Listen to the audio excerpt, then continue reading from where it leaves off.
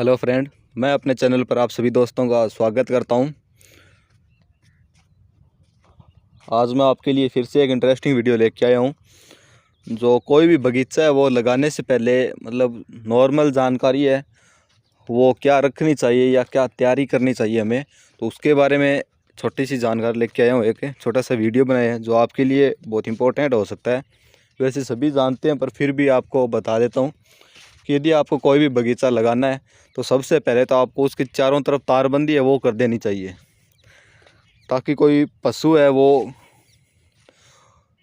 उसके अंदर है वो हमारा जो फार्म होता है उसमें प्रवेश नहीं कर पाए।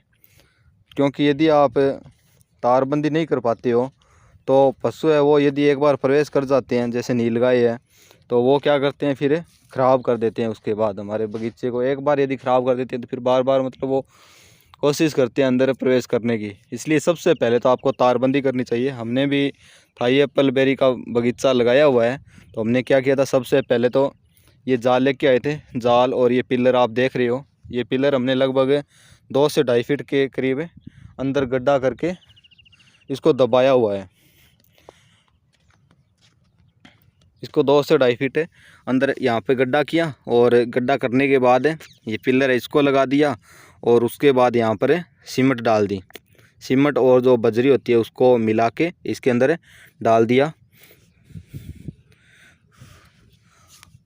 तो उससे क्या होता है, ये मजबूत, यहाँ पे जो रेतीली भूमि होती है वहाँ पे मजबूती से है वो खड़े रहते हैं यहाँ पर।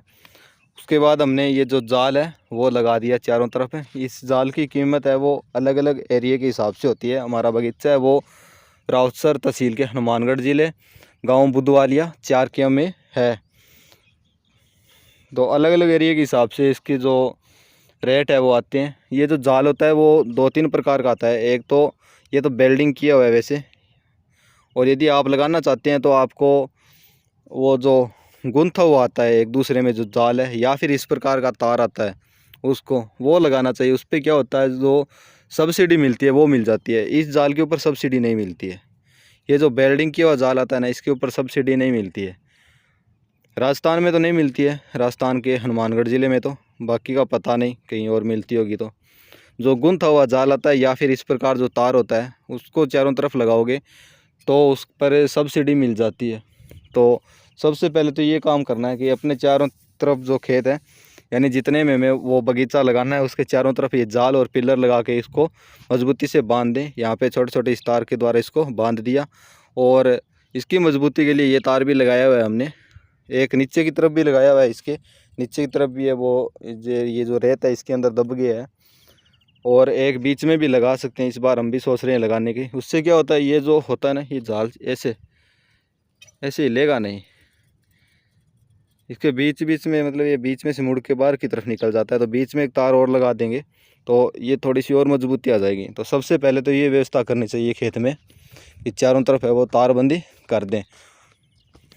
उसके बाद जो पौधे हैं उनकी दूरी बताई होती है, जानकारी ले लें। जो एप्पल बेरी है यदि वो लगाना चाहते हैं आप, ग्रीन एप्पल बेरी है ये, कश्मीरी रेड एप्पल नहीं है।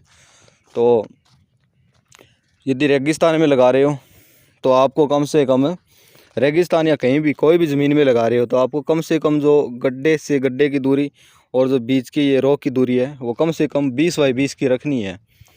और यदि आप पौधे से पौधे की दूरी यदि 20 नहीं रखना चाहते तो कम से कम 15 फीट, दो जो पौधे हैं उनके बीच की जो दूरी है कम से कम 15 फीट होनी चाहिए, और एक लाइन से दूसरी लाइन के बीच में कम से कम 20 फीट की दूरी होनी चाहिए। उससे क्या होता है, अच्छे से ये फैल जाती है, और फैलने के बाद जो इन पे फ्रूट लगते हैं वो भी अच्छे से बन जाते हैं। ये जितनी मतलब नज़दीक होंगे उतनी समस्या होती है, बहुत ज़्यादा फैलती है, फिर अंदर से आप इनके प्रवेश भी नहीं कर सकते हैं। और यदि आप कोई स्प्रे निकालना चाहते हैं, जैसे फंगीसाइड या पानी लगाओगे या जो ये है जो घास फूस वो निकालोगे तो उस समय आपको समस्या आ सकती है। हाँ, यदि ये 10 बाई 10 पे होती है तो उससे ये होता है कि टूटती कम है, क्योंकि एक दूसरे में गूंथ जाएंगी, गूंथने के बाद ये टूटेगी कम। पर उसका है वो जाल सा बन जाता है, उस पर वैसे बेर है वो अच्छे से बनते भी नहीं है, वो ख़राब हो जाते हैं। इसलिए जो दूरी है वो 20 बाई 20 या फिर 15 बाई 20 रखनी है, 20 तो एक लाइन से दूसरी लाइन के बीच में 20 फुट की दूरी, और एक पौधा है उससे दूसरे पौधे के बीच की दूरी कम से कम लाइन में 15 फीट तो रखनी है।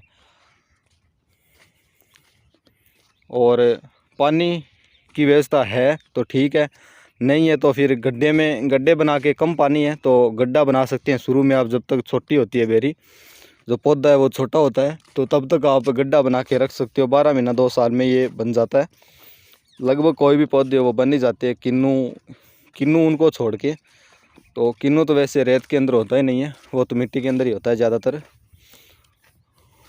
तो ये तो बताया कि जो बेरी के पौधे होते हैं ना, थाई एप्पल बेर के पौधे, उनके बारे में बता रहा हूँ कि जो गड्ढे करके आप उनमें पानी फिर डाल सकते हैं, और जैसे ही पानी की ज़्यादा व्यवस्था होती है तो आप खाई बना के खाई में भी पानी डाल सकते हैं। तो ये नॉर्मल सी जानकारियाँ होती है जो हर किसान को मतलब बाग लगाने से पहले पता होनी चाहिए। गड्ढे हैं वो कम से कम 2x2 तो करने ही चाहिए, यानी 2 फीट गहरा 2 फीट चौड़ा। उसमें खाद भी डाल देनी चाहिए, खाद गोबर की खाद होती है, वो पुरानी खाद डालनी चाहिए, नई नहीं डालनी चाहिए, जिसमें गोबर की मात्रा वो नहीं जो गलने के बाद जो तैयार हो जाती है, मतलब काले रंग की ऐसे बारीक सी बुरादा सा बन जाता है, वो खाद होनी चाहिए, वो आपको गड्ढों में डाल देनी चाहिए। उसके बाद आप पौधे लगा सकते हैं। पौधे लगाने के बाद आप पानी भी डाल दें, और पानी लगाने से पहले इसमें जो है दीमक की दवा आती है वो भी उनकी मात्रा के हिसाब से थोड़ी थोड़ी दीमक की दवा है वो भी डाल देनी चाहिए, ताकि दीमक पौधों को ख़राब न करें। इस प्रकार आप जो बगीचा है वो तैयार कर सकते हो। और कोई जानकारी लेनी हो, कुछ पूछना हो तो कमेंट में पूछ सकते हैं, या फिर कॉल करके भी पूछ सकते हैं। कॉल है वो सुबह के टाइम ज़्यादा करें, यानी दिन में, शाम को कॉल ना करें। तो कोई भी जानकारी है वो ले सकते हो आप।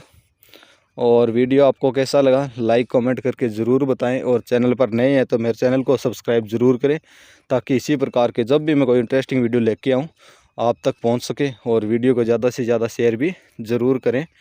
Thank you friend.